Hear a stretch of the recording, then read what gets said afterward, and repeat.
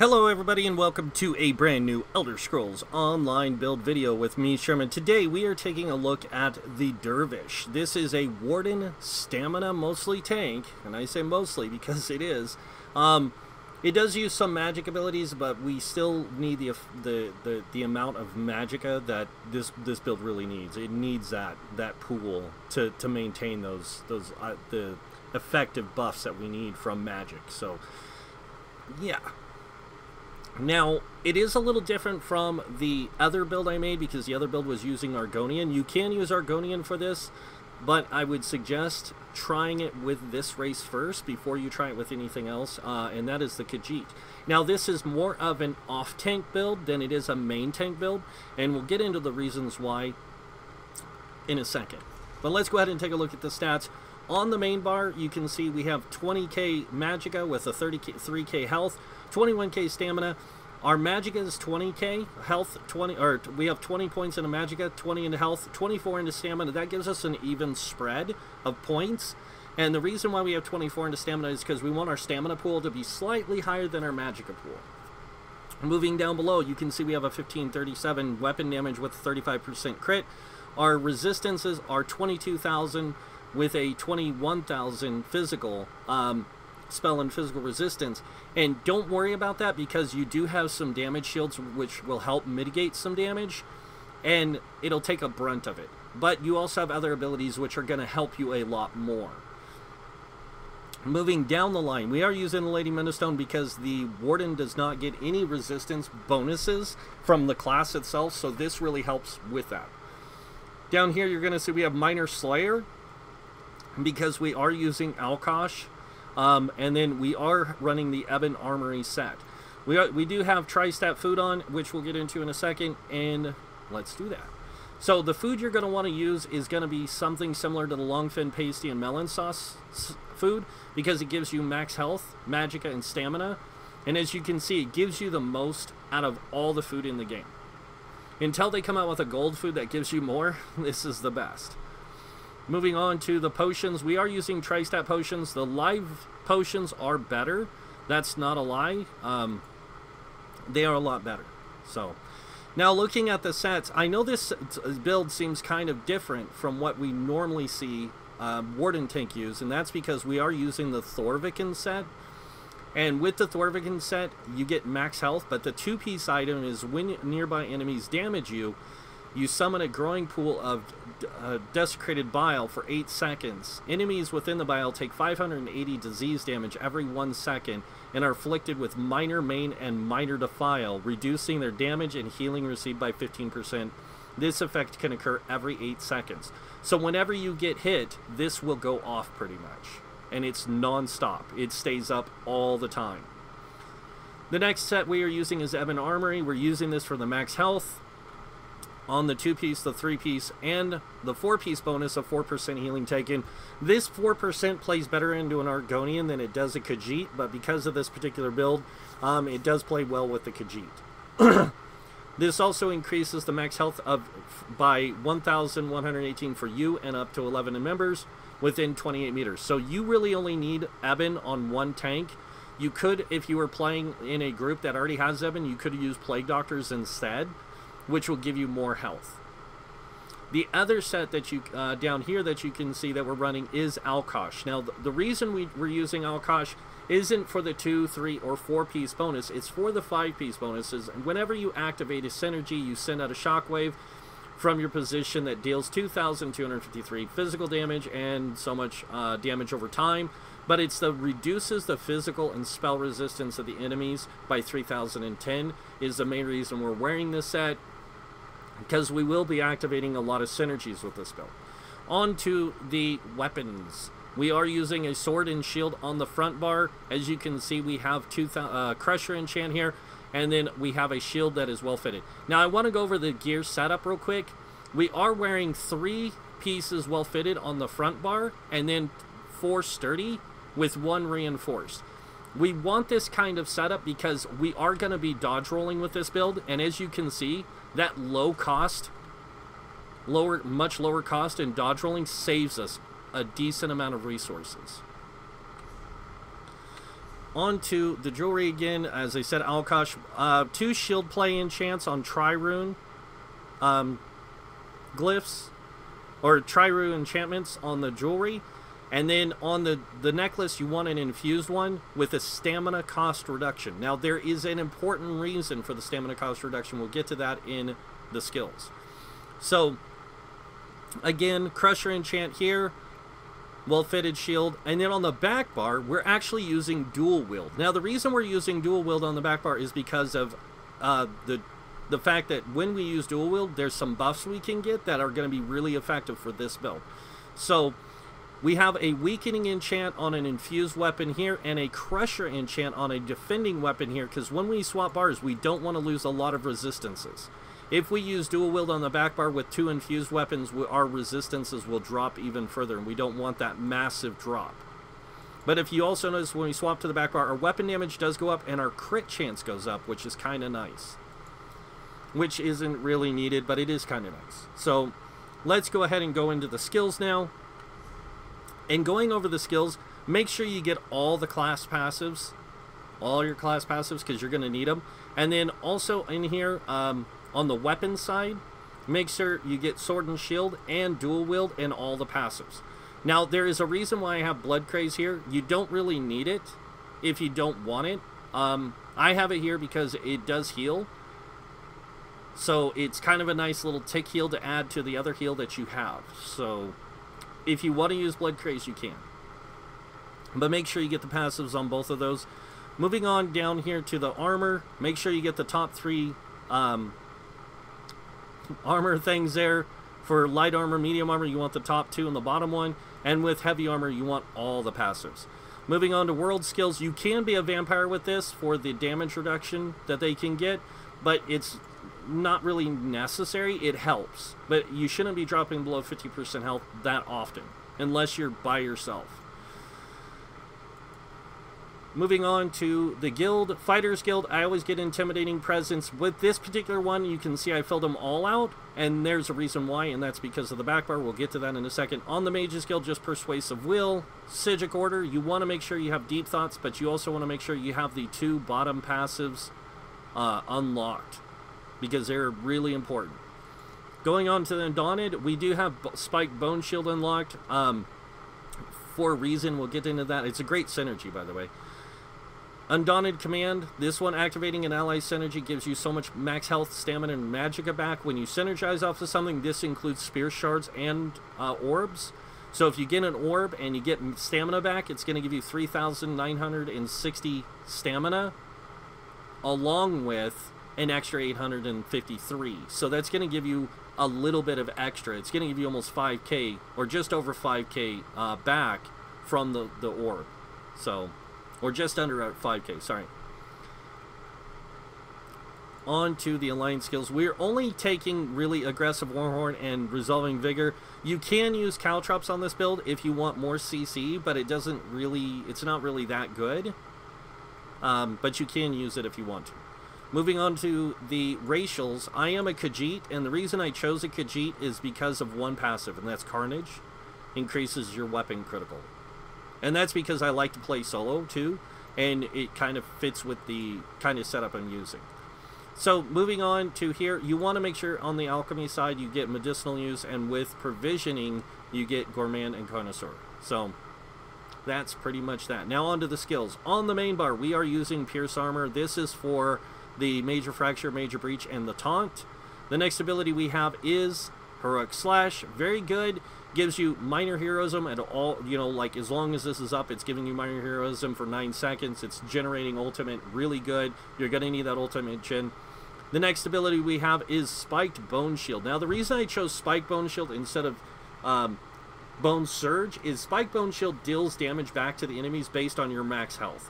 So it deals, the shield strength itself is 34%, and it deals 41% of the damage back to the enemy. So that's really good. It's also a great synergy that can heal your allies, or give your allies a shield, sorry, for 116% of their max health. So it gives them a damage shield equal to their max health. But the person has to be right on top of you to synergize.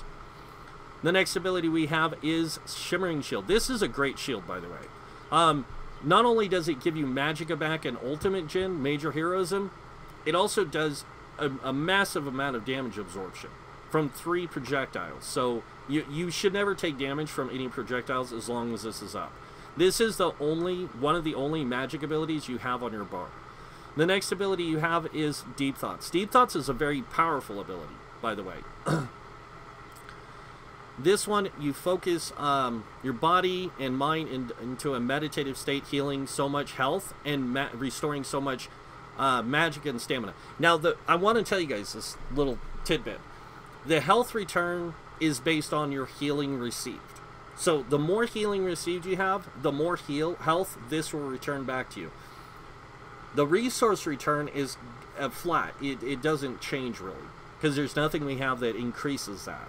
So you will always get 1914 back in magic and stamina, but your health will change based on healing received. Next, we have Aggressive Warhorn. This increases max health, stamina, and to the group, to 11 people, by the way, by 10%. It also grants Major Force, increasing critical damage done by 15%. Really just an amazing ability, and most tanks should have this on their bar, either front or back. Moving on to the back bar, we have Resolving Vigor. Now we have this here for a heal, but there's another reason why we have a certain ability on this bar, and that's mainly because of Vigor, and that is Dawnbreaker. I want to get Dawnbreaker out of the way. We do have Dawnbreaker here, but it's mainly to increase our weapon damage, so that way that Vigor hits for a little bit more. That's all, just so it heals for a little bit more. The next one is Subterranean Assault. Now this is really good for when you're in a dungeon and you're fighting like a lot of trash. You can drop Resolving Vigor, switch back to your sword and board, go into block, and that will go off, hitting multiple targets and applying Major Fracture to them, increasing the DPS of your stamina players in your group. But you gotta use it carefully. You gotta use it timed. Like, you gotta be very timed with that. So the other reason why we have Subterranean Assault, well, the main reason why I have Subterranean Assault is the Major Fracture. It does apply to multiple targets. So, and it's a 20 by 7 area range. So 20 meters out, 7 meters wide. That's a big area of coverage for Major Fracture. The next ability we have is Deadly Cloak. We aren't using this for damage, guys. We're using this to mitigate damage, because this will reduce area of effect damage by 25%. When attached to your CP, we can get this up to a 45% damage reduction on area of effect. It's crazy. And it's like you're not taking any damage. And Vigor will pretty much heal you through it. The next ability we have is Bullnetch. We have this here mainly for the stamina return. It does grant us Major Brutality, Major Sorcery, which is kind of nice because it does make Vigor hit a lot harder. Because of this and this, we get a 25% increase in our weapon damage, which is great for Vigor. Because when we have Bullnetch going, Vigor now heals for 9,132 for me over 5 seconds and 7,074 to my allies. So if I pop this, you'll see there it heals me for 2,991 health when it crit heals. And that's absurd. That's just crazy. That's like 3k health over 9 seconds. Now, you are using a lot of stamina abilities. Just a reminder, you will be blocking a lot, but this is an off tank, so you shouldn't be blocking as often as the main tank, because you're going to be focusing also with bringing a little bit of DPS, and that's why we use dual wield. Is for the light and heavy attacks, because light and heavy attacks from dual wield with this particular setup isn't totally crazy, but we do have a 40% critical, which is kind of nice, and I just want to show you guys this. So, like, our light attacks hit for, you know, like 3k on crits, and then our heavy attacks,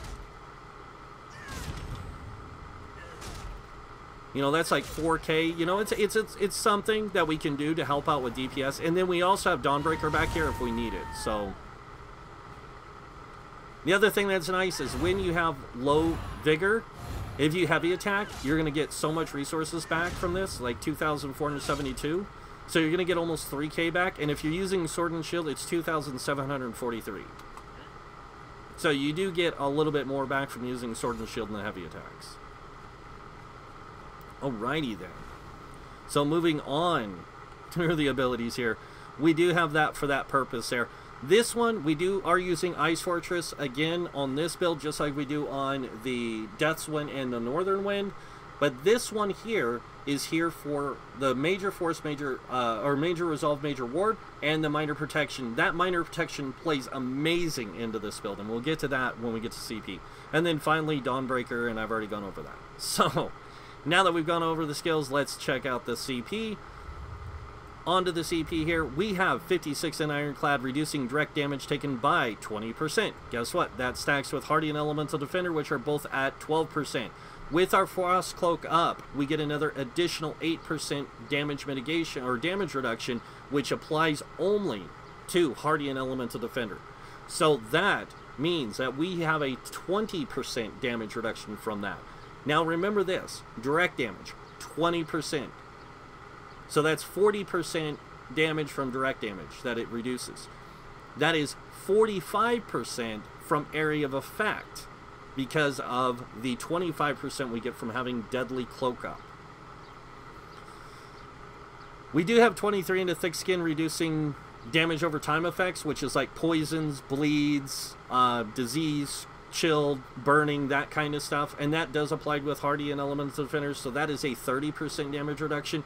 So all in all, we're getting 40% almost across the board in damage reduction. That's why it works so well. Moving over here, we have 40% damage, or 40 points in a Bastion, reducing or increasing the effectiveness of damage shields by 16%, and then, of course, 19 in a Quick Recovery, increasing our healing received by 5%. Moving on to the Green Tree, 56 in the Warlord, reducing our break-free cost by 20%, 26 in a Bashing Focus. We are going to be bashing, so having that 15% reduced cost, plus those 2 shield play and chance, really plays with this build well. Moving over here to the middle tree, we have 43 into Tenacity. The only reason why we have 43 in here is for the stamina return from our fully charged heavy attacks. That's it. We don't need health recovery or stamina recovery. We have other abilities that take care of that. We have 44 into Tumbling, which gives us 17%. Now, remember, we are wearing 3 pieces of Well Fitted, which gives us another 5% reduced cost. So that's a 15%. Plus the 17%, that's a 32% reduced cost. Well, you add another 4% to it. And it's a 36% reduced cost in our dodge rolls, and that's why we can dodge roll with this at a lesser rate of cost. So it's really, really effective to have that, those points there like that.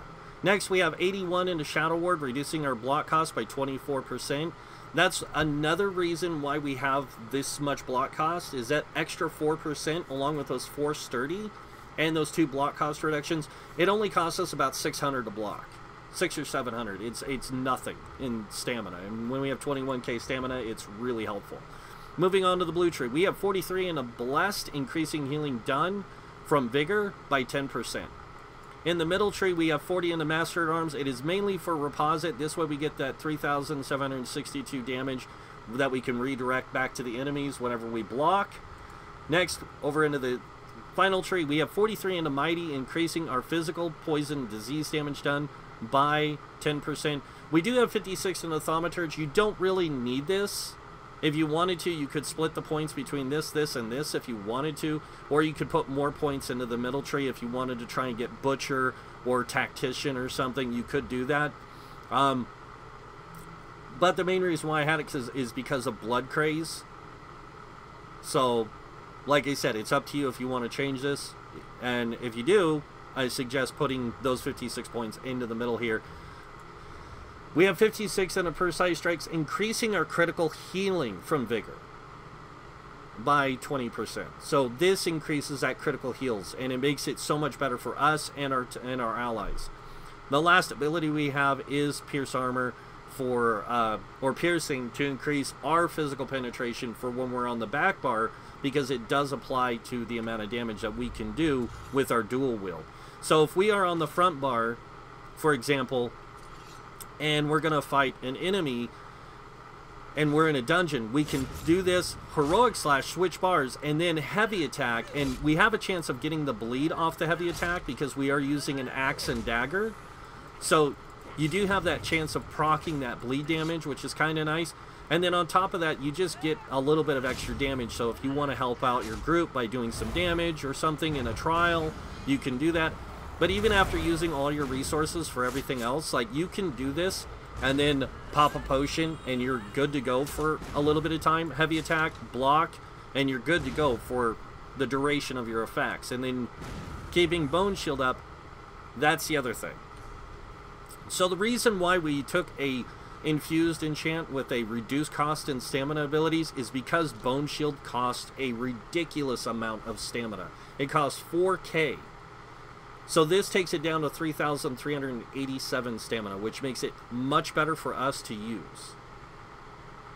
And that's the main reason why we use Bone Shield also, is because we have no other way of getting a damage shield. This will not be something we spam either. This will be like, if there's a major attack coming in, we'll do this to mitigate a majority of the damage we're going to take. But you have to be able to time that perfectly. And then when you're done with that, you can go into a heavy attack, get some of those resources back, block again. And as long as you have that shield from the Psijic Order going, you're good. You will never take that much damage with this build because of how much mitigation you can get from all those sources, including having Blade Cloak up.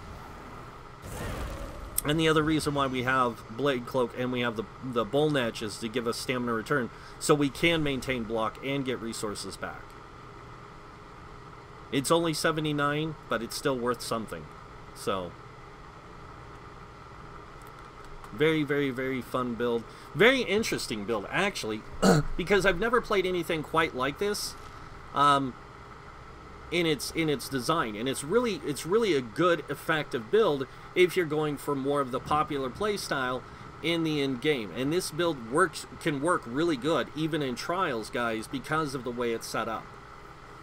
So, now remember, on the weapons, you want one defending and one infused. And on the infused one, you can go weakening, which also helps, because this, if you have minor maim applied and you hit them with this will also reduce their damage that they do by a greater amount. It's almost like 20% of their damage or something like that. It's crazy. So,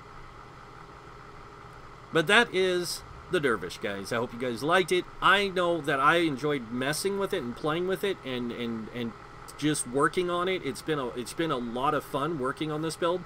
So if you guys do like this build, you can hit that like button. If you guys want to see more builds by me, you can hit that subscribe button.